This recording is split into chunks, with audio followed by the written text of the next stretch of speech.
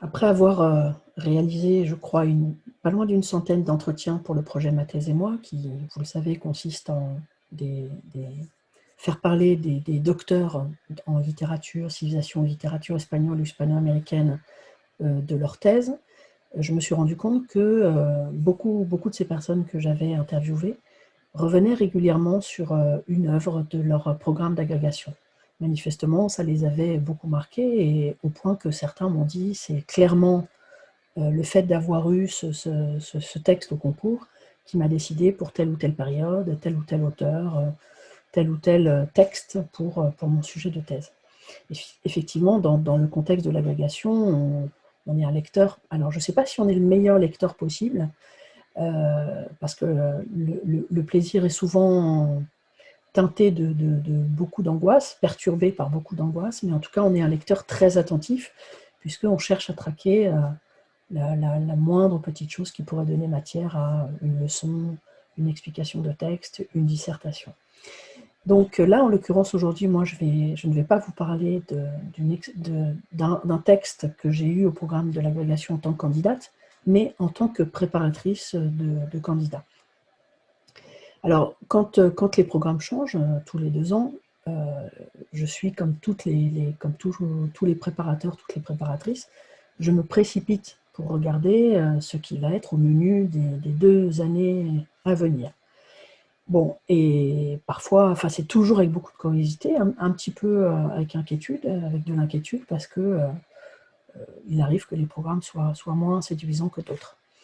Donc, cette année-là, je tombe sur Rayuela de Julio Cortázar, Marelle en français.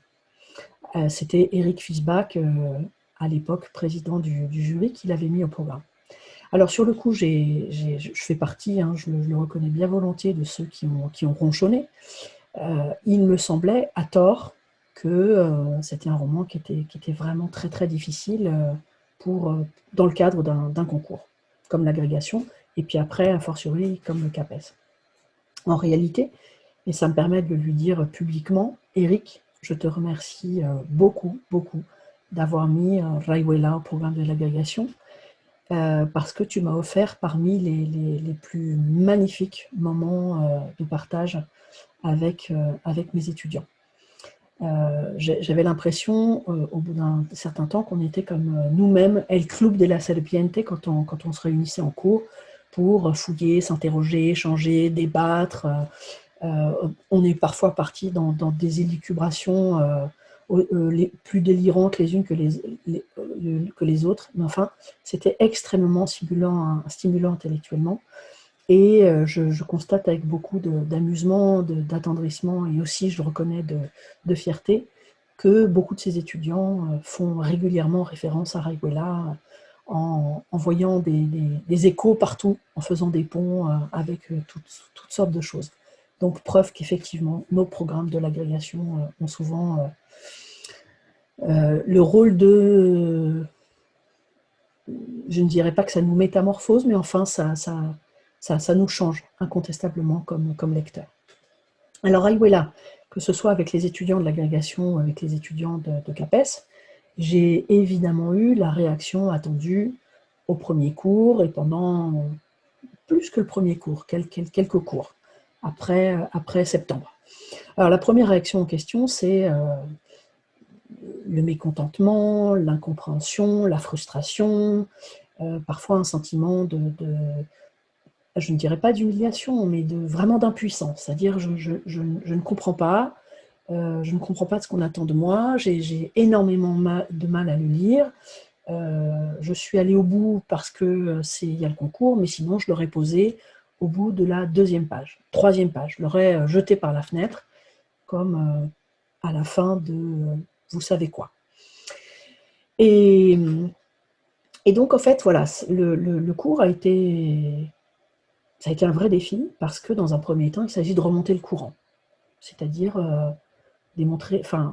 amener les étudiants à se rendre compte que cette sensation d'incompréhension, d'être dans un univers complètement défamiliarisé, et d'être un lecteur impuissant, c'est volontaire, c'est la machine du texte produit cet effet sur le lecteur, et qu'il faut dépasser cette chose-là pour comprendre réellement ce qu'on attend du lecteur et quels sont les secrets que cache, que va nous offrir ce texte. Alors, dans un premier temps, il a été question de voir à quel moment ce processus de la défamiliarisation, de l'incompréhension se produisait. Donc on a mené l'enquête avec les étudiants, et progressivement on s'est rendu compte que ça déraillait, entre guillemets, à partir de la fin du chapitre 3. Donc quand on a vu que là, il y avait, comme sur des sables mouvants, c'est-à-dire d'un seul coup, le sol devient meuble, on a un pied qui tombe dans un trou, on a du mal à avancer, il faut se relever, il faut faire demi-tour, il faut essayer de voir si on ne peut pas contourner, etc. En réalité, on ne peut pas contourner. Parce que quand on passe la fin du chapitre 3, qu'on va au 4, plus ça va, plus le sol est instable, et moins on peut s'installer dans la diégèse, dans ce qui est d'habitude nos confortables charentaises pour avancer. Donc, il s'agit de comprendre en fait ce qui décale, ce qui change, ce qui ne va plus. Voilà.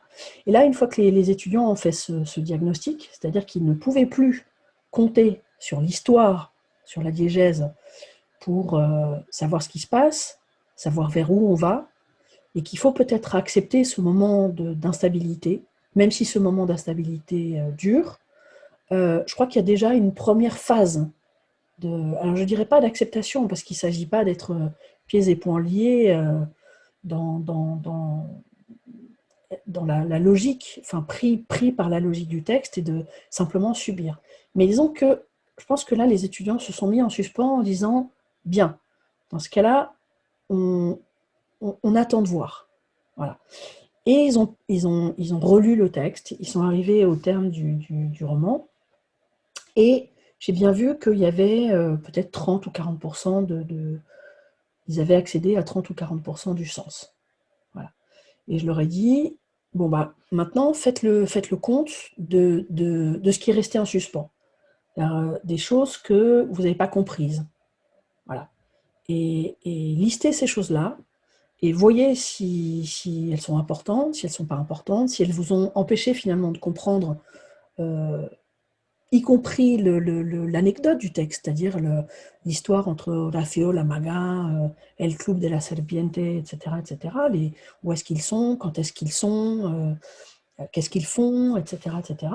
Et puis je leur ai dit, bon, ben, maintenant, on fait le deuxième parcours de lecture prévu dans le fameux Tablero de Dilección. Voilà.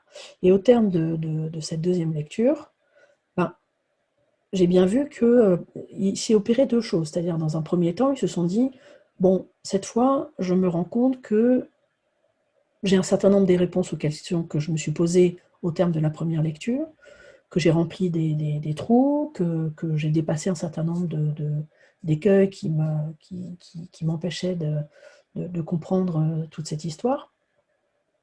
Et puis surtout, j'ai compris que pour avoir la totalité du sens, il y aurait, en tout cas, voilà, toujours pareil, cette histoire de la diégèse, les signes qu'envoie le texte, etc. Il faudrait le lire suivant toutes les combinaisons possibles du texte. C'est-à-dire, je ne commencerai plus par 1, je ne commencerai pas par 43, je commencerai par 58, je commencerai par 112, après j'enchaînerai, etc., etc. Et que finalement, c'est en ayant fait toutes les lectures, et quasiment simultanément, voilà, que je serais capable de repérer tous les petits signaux que l'auteur aurait distillés ici, qui avaient l'air anodins dans un premier temps, mais qui en réalité prendraient tout son sens dans la proximité de tel autre élément, etc.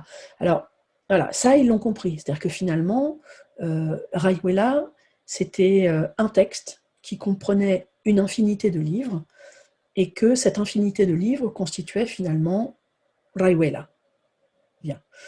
Et puis, dans un deuxième temps, ils se sont rendus compte qu'en réalité, ce qui était important, c'était moins d'arriver à maîtriser la totalité de Rayuela que de maîtriser ce qui finalement était déjà donné à la première lecture. C'est-à-dire que ça n'a pas d'importance d'avoir tout le sens. Ça n'a pas d'importance, a fortiori, d'avoir le sens figé une fois pour toutes. De dire, voilà, le sens c'est ça, et à ce sens est associée une vérité, est associée une théorie, en l'occurrence une théorie du texte, une théorie du lecteur, une théorie de l'écriture, et à ces théories, à ces vérités peuvent être associées, après je poursuis, une idéologie, une religion, etc., etc. Voilà. Que ce qui était le plus important en réalité, c'était de comprendre que le sens, c'est une circonstance, c'est un état du texte, c'est un moment du texte, c'est un moment de l'écriture, c'est un moment de la lecture, et que du coup c'est libérateur en fait. En fait c'est ça la plus grande victoire du cours que j'ai co-construit avec mes étudiants. C'est que pour eux ça a été vraiment libérateur.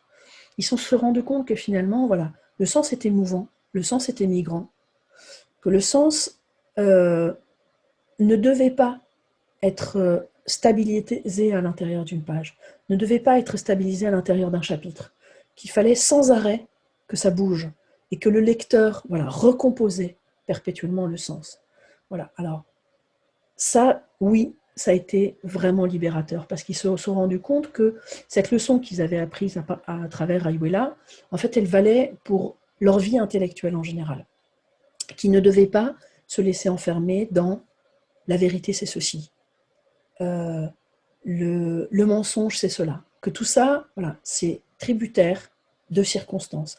Ça paraît de l'ordre de l'évident, j'imagine que les gens qui vont m'écouter vont me dire sacrée découverte, et pourtant, on se laisse tous enfermer dans du sens figé, des vérités figées, autour de nos identités, de nos différents repères, etc.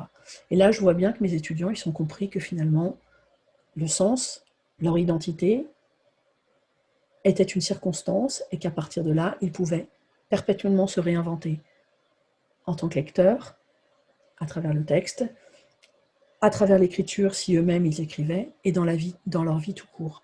Que finalement, il fallait qu'ils dépassent toutes ces choses qui les enfermaient dans un ordre du récit, dans un ordre de la pensée. Et franchement, je crois que c'est une belle conquête collective qu'on a fait tous ensemble, ce qui me permet de rétrospectivement les remercier parce que, je l'ai dit, non seulement j'ai passé de grands moments avec eux grâce au tour de Rayuela, mais ces heures qu'on a passées ensemble, ça donne véritablement du sens à mon métier d'enseignante. Donc merci à vous tous et à vous toutes, mes chers étudiants, étudiantes.